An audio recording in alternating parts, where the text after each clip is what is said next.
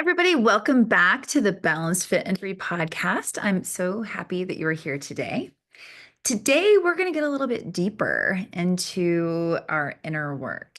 I'm going to be very open about some of my wounds with the hope that it helps you to be honest with yourself. So, before we get started, though, I want to ask you a really big favor. Can you please take just a moment, like maybe today or right now, to rate and review the podcast? It's super duper easy. You just like scroll down. If you're on Apple, you scroll down to the bottom and you can pick the star rating, and you can even type in just a couple like lines if you have anything special you want to say. Oh my gosh, it would help so much. I would love to ask you for a 5-star rating, even if like one of the episodes gave you a good idea or made you think a little bit harder about yourself or just made you feel good. I would just really appreciate it so much. My goal is to really get this podcast out more this year. I said that last year, I said it every season, but just to be honest, I think I'm still kind of hiding it a little bit, and I need to stop that. I want to get it out because I really do feel like a lot of the information that I'm sharing is so important. I know it's all changed my life, and so I know it can help other people, and I need to just get it out more. So I would love your help on that. Thank you, thank you, thank you. All right. So now that I've begged you to rate and review my podcast, let's move on. Today, we are going to explore our inner world more. I will be talking about certain moments in our life that have created beliefs in our mind about who we are. These moments in our life created wounds in our soul. So there are several core wounds that we all have, even people that feel happy and are successful in their life, like whatever that means to them.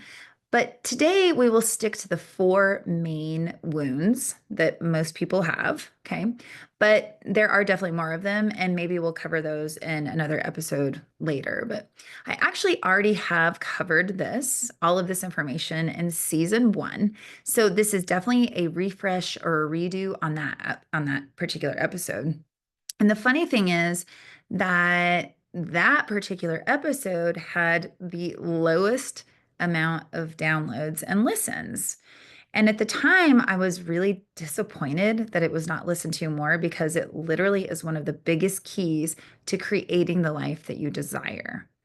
And I think it was not listened to as much because at the time, I was still trying to help people with their physical goals more, like such as weight loss and body composition, nutrition choices, exercise, etc., which I still do. Like, I'm not saying I don't do that, but now I realize how much of our inner world and how we heal it or not is making a direct impact on our physical body, our physical changes.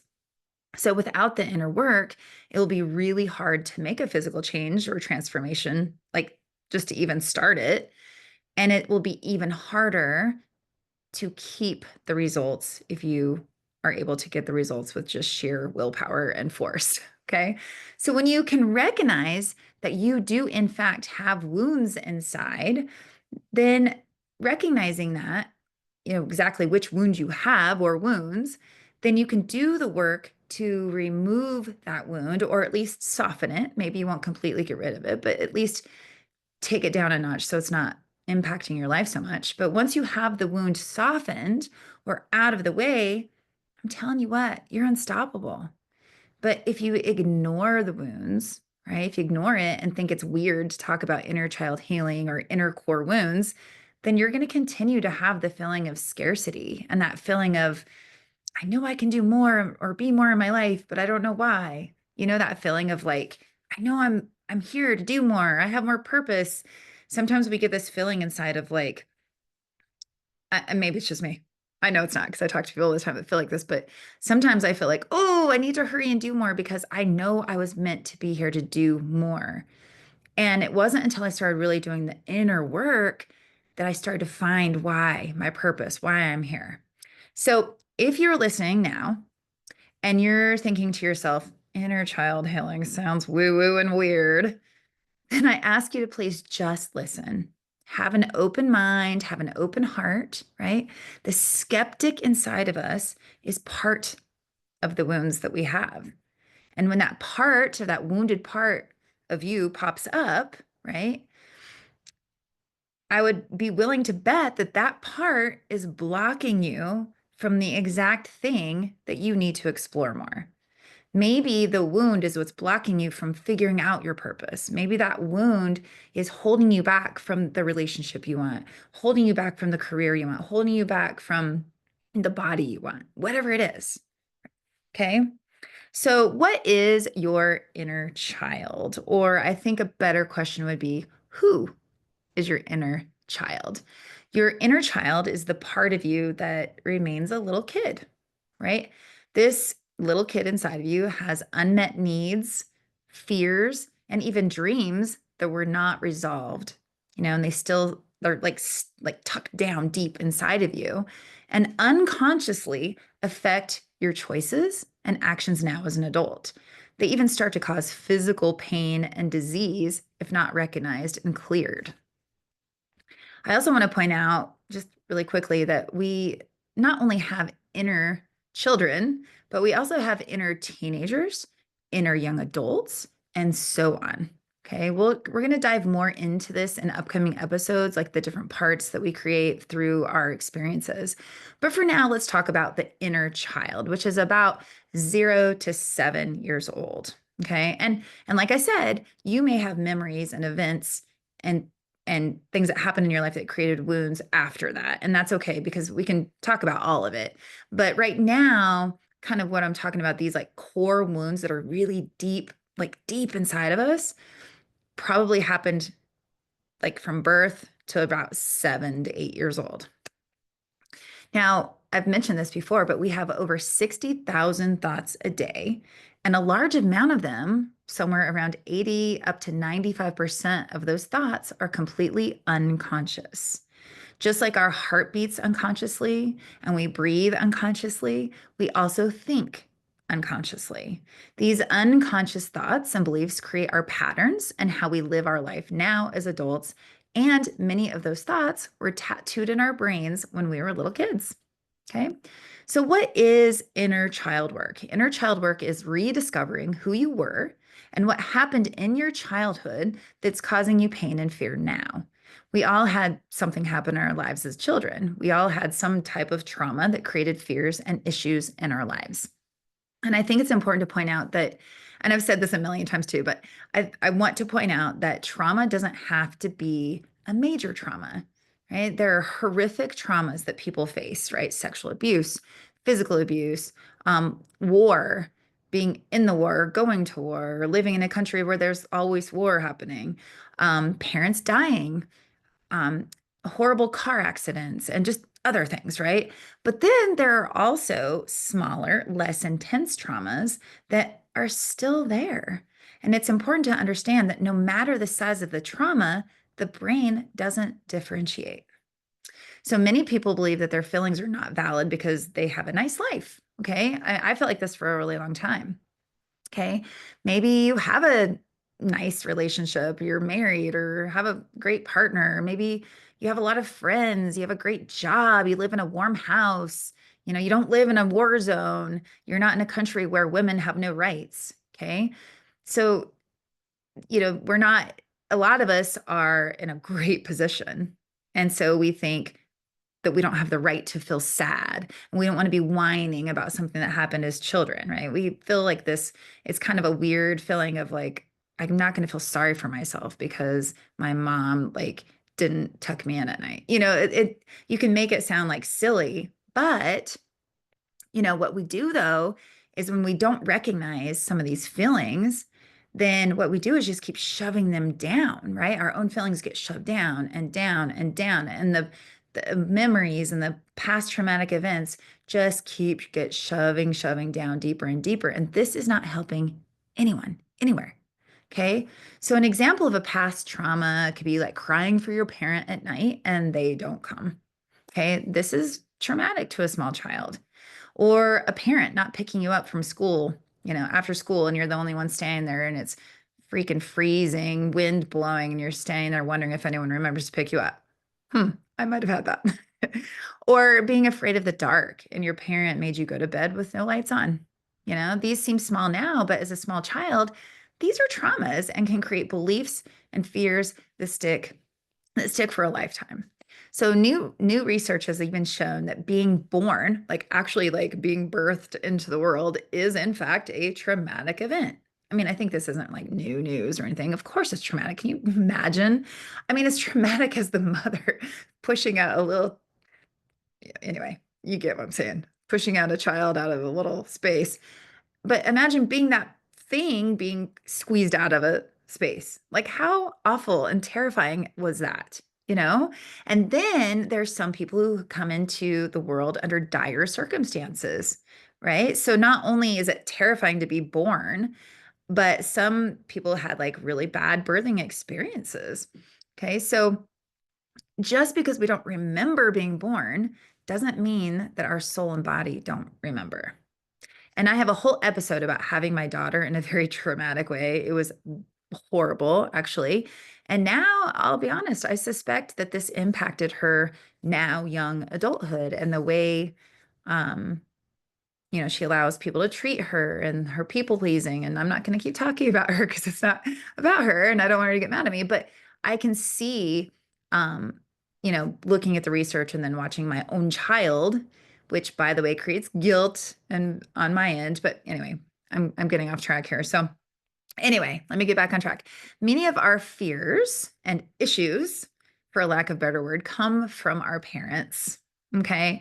Now, hear me out. I'm not saying all parents are bad. Some parents are definitely bad, right? Like I sometimes cringe when I'm at the grocery store watching some of these parents now. I'm like, oh, anyway.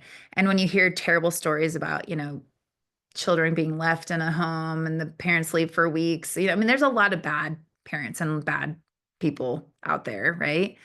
But mostly parents are not purposely bad or abusive or trying to cause trauma. So please don't think, oh, Rand, my parents are amazing and never did a single thing to hurt me or cause me trauma. Therefore, I'm going to turn off this episode because it doesn't apply to me. Hold on, please. Please just hang with me because maybe you did have the most amazing parents in the whole wide world, but I'll tell you right now that our parents 100% fucked up our heads. Excuse my language. But I want to tell you this too. If you are a parent, I guarantee you have already done the same thing to your kids. There are no perfect people in the world. And even if you love and respect your parents and you don't want to think a single bad thing about them, I guarantee at some point in your life, they did something or, totally not on purpose that created an impact in your life, a negative impact, and created a wound. Okay. I'm just going to say it. I'm sorry. It just, I think that, you know, no parent is going to wake up and say, I'm going to be a shitty parent today and create core wounds on my kid. Like, it doesn't happen, right? No. So that's just, it's not how it works. And so I think just be open minded and listen to this because as I tell some of my stories and give some descriptions of the wounds, you might be like, oh, yeah, that did happen. And I also want to say it's not just parents. I'm picking on parents, but it could be a teacher, it could be a coach, it could be a babysitter, it could be a sibling, it could be all kinds of people around you. It doesn't have to necessarily be a parent, it could be a grandparent. Okay. But I just want to say too that, all of us parents or all of us people, we all just do the very best we can every single day. And sometimes that's not what we or the people around us need. However, it's going to just keep being a thing because we are humans and we are here to mess up. The people who choose to see, though, their mistakes, clean up their mistakes, and learn from them are the ones who can change the world, at least their own inner world, which can help those around them. In fact, I'm a big believer that when we do our own inner work and learn, we then can help other people with their own inner work. And eventually, we can make a shift on a more macro level in the world. And it may be wishful thinking, but I'm on a mission to try. I mean, if I can do the inner work and teach you how to do the inner work, and then you teach your kids, and then you teach your friends, aren't we just going to be a better planet? Aren't we just going to be a better place to live if we can all just share? And all do the work and realize that we're not really that messed up. We're not really that different from each other, you know? So, okay, I keep getting off track. So, I'm going to now explain each of the four main core wounds. Now, there are more than that. Okay, but today we're going to work on these four. And I'm going to give you kind of the definition, I guess, some characteristics, and give you a personal example of each. And I just want to warn you, this may get a little long today. So if you need to listen in parts, I understand. I also want to say that if you're somebody who really is using this podcast to learn, I love that, by the way. It makes me so happy because I know there's some of you, you send me emails and you tell me. But what you could do is if you're just at home and you're not walking or driving, what you could do is get out your journal and write like little notes about this. And then I'm going to give you some questions to think about and just see if you can apply this to yourself. All right. This is like free advice. Take it or leave it, but I hope you'll take it. All right. All right. The first wound, I'm sorry, I'm having a throat problem today. All right. The first wound that we were going to discuss is guilt. All right. Guilt is the emotional pain that we feel when we believe we've done something wrong or failed to meet a standard. Okay, it often stems from actions, choices, or even the perception that we've hurt others. All right, so you might, if you have a guilt wound, you may have trouble asking for what you need, or maybe you don't even know what you need. Do you know how many years I didn't even know? I didn't even know what I wanted. I didn't know because I always just waited for someone to tell me, okay, this might be you, and this might be because of the guilt wound. It's very possible that your parents tried to discipline you by using guilt, okay? This guilt was put on you by them saying things like, I work so hard for you and you don't even care. Or I spend so much money on you and you don't even respect me or say thank you. Things like that. Okay. This may lead you to taking on too much responsibility and work, feeling bad when people help you or do nice things for you. And you don't like to outshine or do better than anyone else. And you especially don't want to ask for help. You especially feel like you should do it by yourself so that you don't bother anybody. Okay. You may be also attracted to people and jobs and things like that that make you feel guilty. Because if you've grown up in a household where you've been made to feel guilty, you start to seek out that. It's actually comforting. It sounds really crazy, I know, but it's true. And you may also use guilt on others, just like you learned. Okay, this is where the cycle starts. When you've been treated one way, it's very likely that unless you notice it, that you'll continue the cycle or you'll continue the pattern of this particular wound. Okay.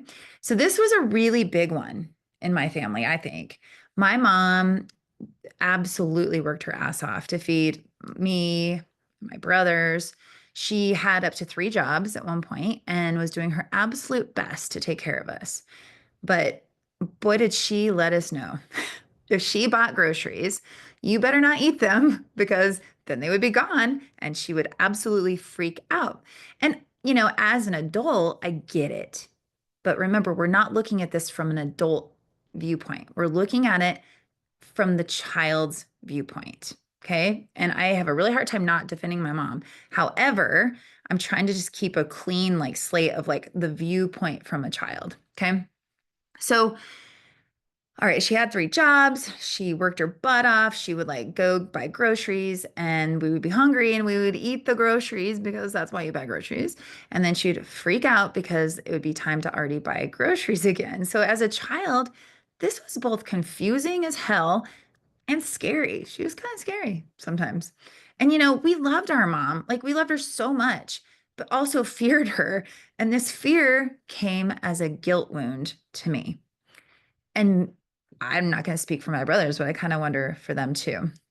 So I remember she would like come home so tired and like she would just be upset and I would feel so bad for her. Like I felt so bad for her. So I'd go in my room and cry because she would be upset and she felt like we didn't respect her. And she had no idea how much we really did respect her. We knew she worked hard. She just couldn't see it. But it wasn't our fault, right? It wasn't our fault. It was her own perception. So yeah, I lived much of my grown life attracting things and people that cause guilt. I've done things that created guilt. Like I have created guilt on myself, and I've used the same techniques on my kids. And I hate to admit it, but remember earlier I told you that if you're a parent, you've messed up and created wounds on your kids. Well, I'm admitting to you, I can clearly see the times and the things that I've said and done to my kids that have created wounds. And I'm doing everything I can now to try to fix it. And I don't know that I can or will, but I'm doing my best. But you know what? I'm probably going to create more. So, probably not going to win here. Anyway, I remember saying to my daughter, um, we spend so much money on your theater group, and all you do is complain about it. You don't even respect that we provide this for you. Like I made such a big deal about like how much money it was. It was expensive. And a lot of time, like a lot of driving, a lot of like taking her to places, buying costumes. Like it was a really big deal, paying for voice lessons, doing this, doing that. And she complained all the time. And it made me and my husband feel like, disrespected. But we then, or I mostly, twisted it around and made it about her being bad and making us feel bad and disrespected. So you see, we do things that we don't even realize that we're doing at the time, and without this inner work, I don't know that I would have ever realized I did that. And then I wouldn't have been able to apologize and talk it out with my daughter. So anyway, can you see in your life, thinking about the guilt wound, can you see this anywhere in your life? Guilt can motivate us to make amends or improve, but when it's excessive or misplaced, it becomes toxic and weighs us down. Okay, I found a quote that said that. So, thinking about your life, did a parent or a grandparent or somebody make you feel guilty? And if so, or maybe if you don't even remember that, where in your life do you feel some of those other characteristics? Okay. The second wound that we're going to talk about is abandonment. Abandonment is the fear or experience of being left behind, ignored, or unimportant. It often stems from some kind of loss, whether physical, like somebody leaving, or emotional, just feeling unseen. Okay, so an example that's not mine would be, well, kind of, actually, it is mine, but just an example that I thought of is a child whose parent worked, really long hours and couldn't attend to their school events or grew up feeling emotionally abandoned, right? If the parent's absent was, even though the parent was doing something important, like working to be able to feed them and have a house and all that, the child, remember, this is all from the child's viewpoint. If a parent can't show up to the school play or whatever, um, they may feel like it's about them when really the parent is being a responsible adult and working. So anyway, somebody with an abandonment wound may feel left out, maybe feels like an outsider, fear being alone or abandoned. No matter how long you've been involved in a group or a relationship, you may feel like the odd one out and the outsider. And this might actually be happening, but most likely it's just your perception. You may feel you may feel threatened to protect yourself. You may feel attracted to people who are unavailable emotionally. You may have felt abandoned in childhood. Maybe you worry about not being good enough. Okay, maybe you feel like you're not good enough at your job, not good enough for the relationship. Maybe you're not good enough mom or dad, right? You may self betray. You question whether unconditional love even exists, okay, or believe that you are just unlovable at all. So, abandonment wound is a lot, right? Um it's a big one. So I have worked on this one for myself for as soon as I discovered it, realized it, could see it in my life, I worked on it hard. And it's so much better now. Um but I'm sure that my abandonment wound was born when my parents were divorced. And in a little bit, I'm going to share more about that. But one example that I'm going through currently is that I joined a book club in my neighborhood. It's such a wonderful, amazing, actually, group of women. They're all so nice and kind, all different ages. It's really, really great. Yet I feel so on the outside. I feel like I always worry that they don't like me or that they get annoyed when I talk. So I've kind of noticed like sometimes I really want to say something. And so I do. And then when they look at me, I get this feeling of like, oh, wait, maybe I said too much. And then sometimes I can't stop talking because I feel like that. And then it's almost like a self-fulfilling prophecy. It's like, oh, I'm annoying them because I'm talking too much. So then I just keep talking. And then I get kind of, I don't know, self-conscious. And then I shut down and then I don't talk the rest of the time. And it's the weirdest thing, right? Like there's absolutely no evidence that they don't like me, right? Nobody has actually said to me, Rand, you're really annoying. Please don't come to these meetings. Okay.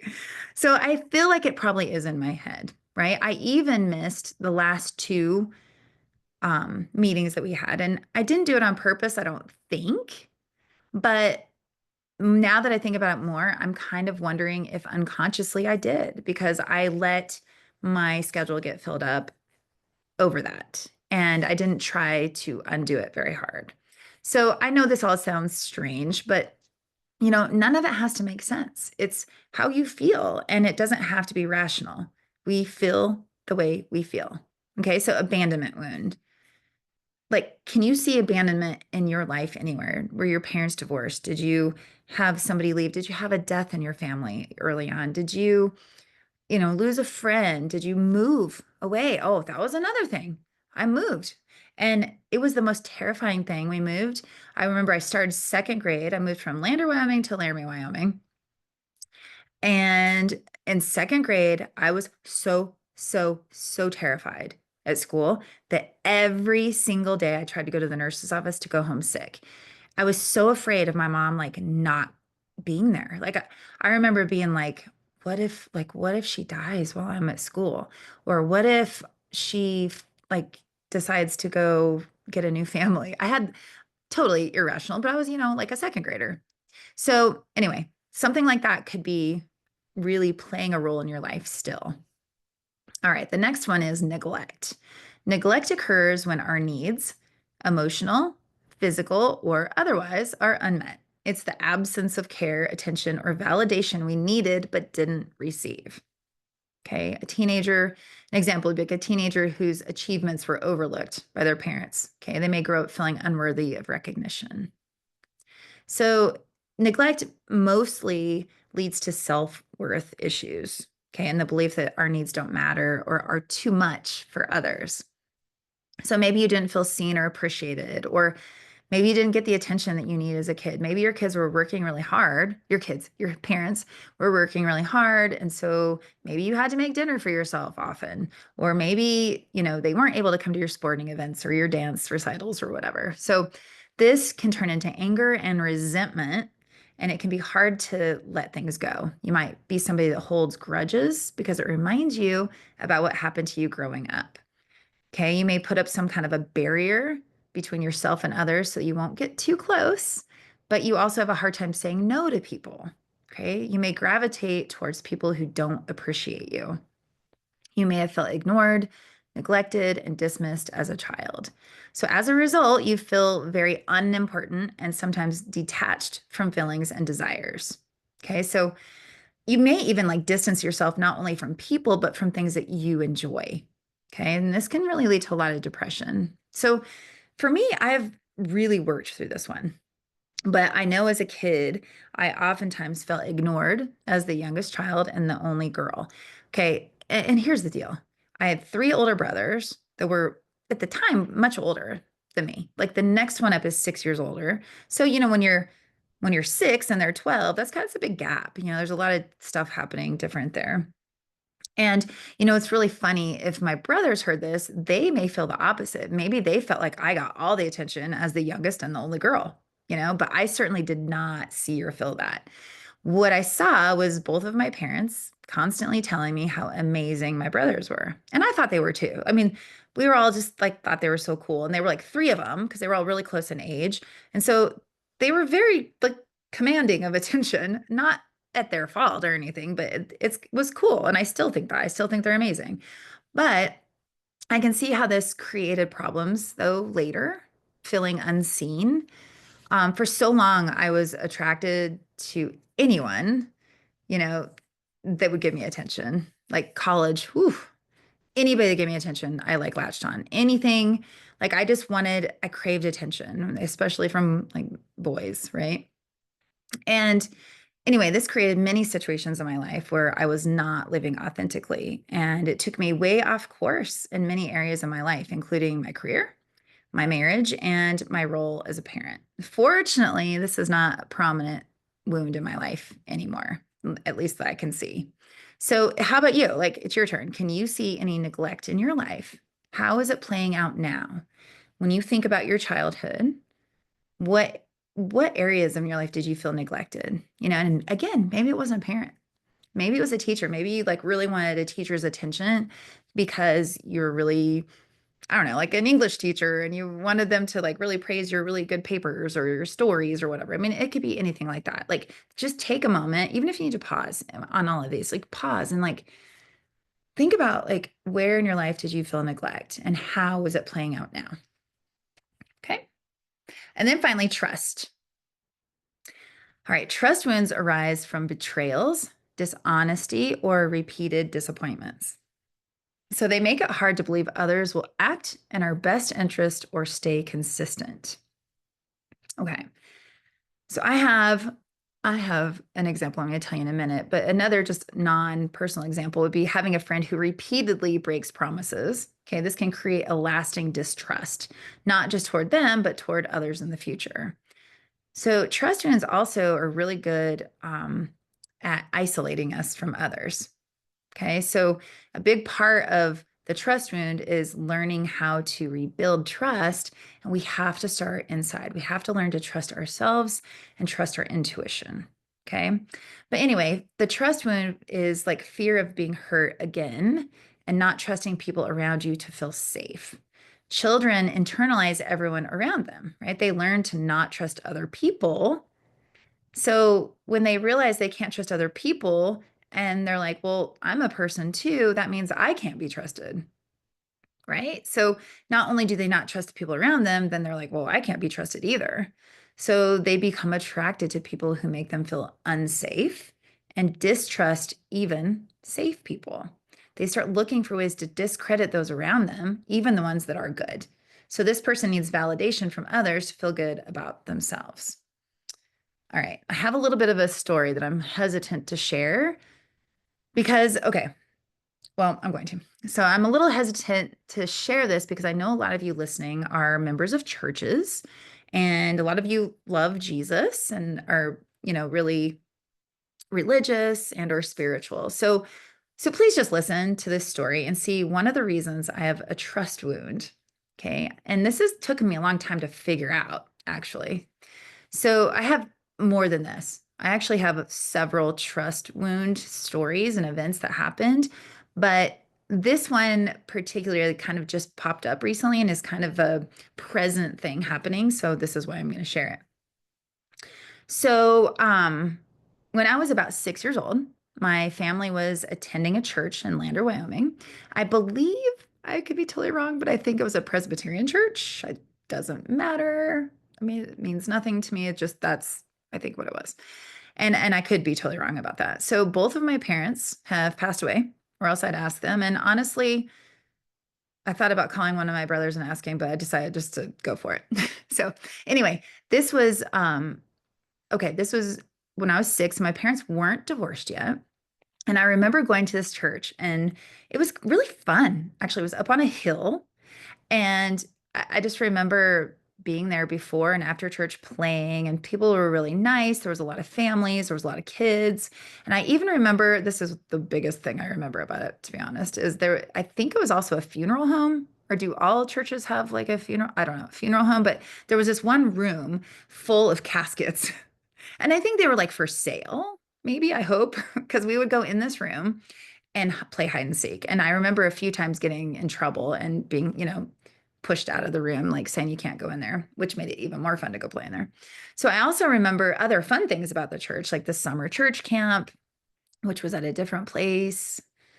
I don't know. It's like I have these memories, but the story, I also remember like story time with kids, like during the worship when the kids got to go to the front and sit and listen to the story time. I actually hated that because I didn't want people to look at me. And I still would do it anyway because they would make us. So, or my mom and dad being like, just go. My dad, especially, was so excited about it. And actually, that just made me think of something else. I don't even know how many times our dad was actually with us at church. I think sometimes it was just our mom would take us. So anyway, I even remember one time getting in trouble because I decided to go home with another family and didn't mention it to my family. So it was time to leave church to go home. And apparently I was nowhere to be found because went home with another family. And I remember I did get a spanking over that. Okay, anyway, during this time of going to our church, my dad had to get surgery. And I don't know the whole story clearly, but remember, this is all from my young child viewpoint. So it's probably not accurate, right? Which is kind of the point, by the way. Most memories and beliefs are not accurate. Okay. They're what we saw from our viewpoint, only having little pieces of the story. So my dad had this surgery. I think it was on his back or something. And during the surgery, something went wrong and he apparently coded. If that's the truth, I'm not sure. It's what I remember. They had to bring him back, they resuscitated him, and later he was fine and he was sent home.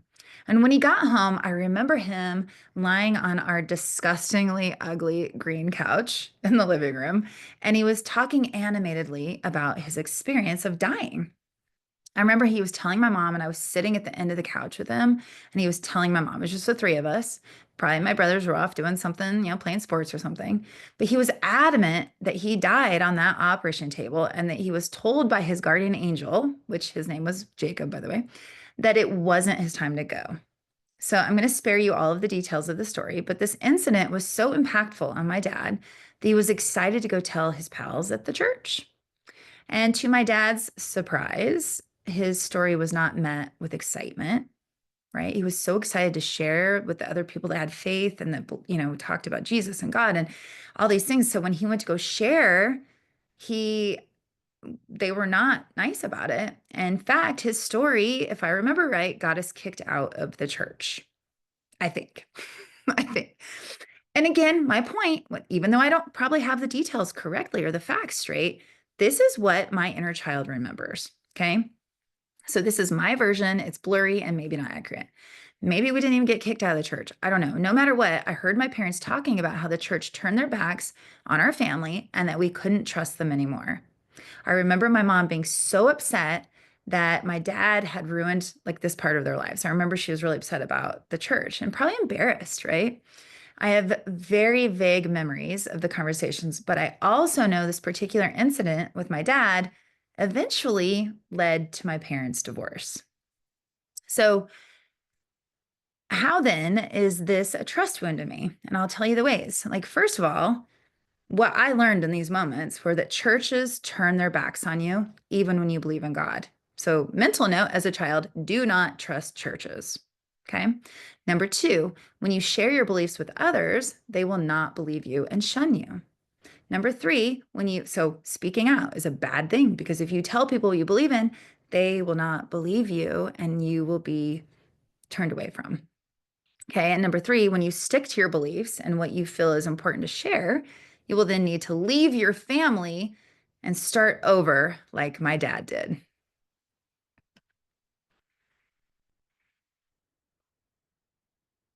Okay. So apparently that's a little sensitive inside of me still. Whew. Okay. So anyway, this one story, which had nothing to do with me, like it had nothing to do with me. I was just there, right? Has led to a lifetime of trust issues and abandonment issues.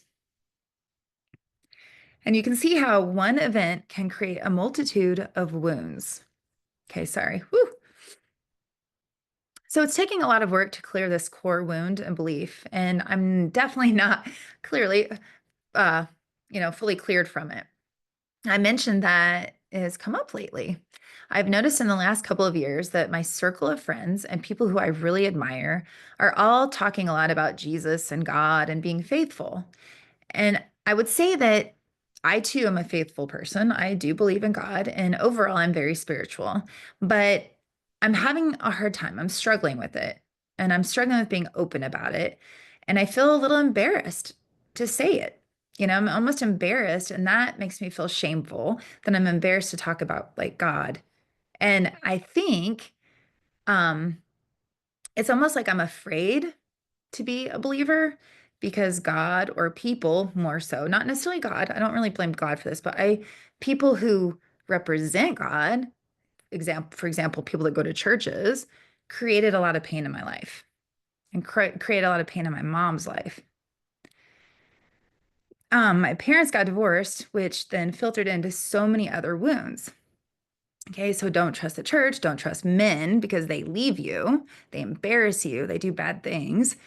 Don't trust people who love God because they will turn their back on you. Ooh, anyway, that's how I feel. And this is like, obviously very prickly when people talk about Jesus and how he will help and that we just need to believe. And even though I just said I do believe in God and Jesus, I still feel skeptical and a little on guard when people start throwing out these words. I get really defensive and I start wondering how genuine these people are. Are they true? Do they even believe in it? And it's a huge defense mechanism inside of me. It's a huge protector in me, which we're going to talk about protectors in the next episode, which I'm super excited about. Anyway, I'm sorry I've gotten emotional. I didn't know I was going to, but I was asked just recently, and this is why I'm telling you this and why it has been brought up. So recently, a couple of weeks ago, I was asked if I wanted to join a Bible study. I got an email from a friend who invited me and just a few other ladies to join her Bible study that's going to be about being a godly woman. And honestly, my first instinct was a hard no. No way. There was no way I was going to join a Bible study, especially one that makes me become a more godly woman. I had a really bad sarcastic reflex to this question, not against the woman who asked me. Like, I felt really honored that she invited me. I thought, wow, she must think I'm a nice person that I'd want to go to a Bible study. And that actually made me feel really good. Anyway, my skeptic and wounded part showed up and immediately put a stop to that nonsense. It was like, no way am I going to go to a Bible study. No way. I don't even own a Bible. Kind of embarrassed to say that. But anyway, however, even though I was like hard feeling in my body, there was a just a teeny tiny little spark inside of me that said, but what if you actually need this? Maybe you would feel better about this. But I ignored it. I let the email sit there, and I'm not a rude person, so I knew I had to eventually respond to the email. I was just trying to figure out how to say no politely and not look like an ungodly woman. But then I had a breathwork session with one of my clients, and this particular client has been trying really hard to avoid something that I believed she needs to face instead of avoid. And so I gave her the advice one day to lean into the thing that she was trying so hard to avoid because I believe that's where we find freedom from the wound, right? So if you are avoiding something because it causes pain, it's probably the exact same thing or the thing you need to lean into to figure out. So here I am, I'm leaving that breathwork session, I'm driving home from that appointment and feeling proud about myself because I felt like we really made progress and I was so excited for her. And we were like, I couldn't wait to catch up with her next time. And all of a sudden, I had this voice in my head say, okay, so if you're going to suggest other people lean into their wounds, why aren't you? And to that, I replied out loud. I was like, I am. I've done so much work on myself. Like, isn't that enough? I've seriously done so much work, so much inner work in the last couple of years. So much has changed in my life, so many feelings. I feel like a almost totally different person in some ways. And then I heard a little response back that said, no, because you aren't totally free from your past traumas and you need to keep doing the work. And I even was like, what work? Like, what? I mean, I feel like I've done so much. I feel like I'm helping other people do the work and I've done the work and I see that I've done it. Like, what the heck? And then when I got home, I pulled up my emails and I saw that invitation. And I was like, oh my gosh, the invitation to the Bible study. And I said, okay. And you know what I did? I accepted. And I'm going, maybe at the time of this recording, maybe I've already been, but we're starting soon. And you know what? Who knows? Maybe this group of women are exactly what I need in my life right now. Or maybe I will actually learn something that changes my mind, or maybe I won't. But no matter what, I will learn and I will grow and I will be working on this wound more. All right. Are you still here? Are you still with me? Okay. How about you? Do you have a trust wound? Um, what happened in your life that makes it hard for you to trust people or even trust yourself? Okay. This is a doozy. Trust, guilt, abandonment, neglect, they all are major. They play major roles in our life. Okay. And I just want to say earlier, I mentioned that none of this has to make sense. How you feel doesn't have to be rational. We feel the way we feel. Many people spend their whole lives stuck in old beliefs and wounds, but there's such a better way. Why not just put aside rationality and start questioning your thoughts and beliefs? Why not? Okay, why not explore more? What can you lose? Okay. Most people, though, don't want to explore more because they don't want to have an emotional response, AKA pain. We all know that to accomplish something big, we have to put in the work. So, what if the one thing you need more than anything in your life is to feel the pain? Feel the pain, work through it, clear it, and grow. What would your life look like if you could just face the pain? So, I'm excited to tell you guys that I'm going to be teaching an amazing masterclass to help you with your inner work. I'm so excited. When I did the Authentic Awakening Retreat, something completely like opened within me. And I know now this is 100% why I'm here. So I have put this class off for way too long. For about 4 years, I've wanted to do it, but I kept pushing it away because I was scared. Honestly, I was scared to change. I was scared to change my identity of the fitness person and then the nutrition person. But, I've realized that we can do things that we want to do and not fully change our identity. But also sometimes jumping into the identity we really, really, really want is exactly what we've been put here to do. So I'm offering this class in person in the Triad area, but I'm also going to be offering it online for those of you that don't live near me or who don't want to travel here for it, which I understand. So please just keep your ears and your eyes open for the announcement coming soon. I'm so excited, like so excited. Um, I've already had this workshop planned one other time, but it's almost good it didn't happen yet because since that time, I've learned so much more and I have more tools and more ways to help people. So, it could be one of those things where it's happened the way it's supposed to happen. And I think that's amazing. So, you guys, thank you again so much for being here. I really hope more than anything that I've made you just stop and think for a moment, right? Think about how you can recognize these wounds in your life so you can start the process of healing them.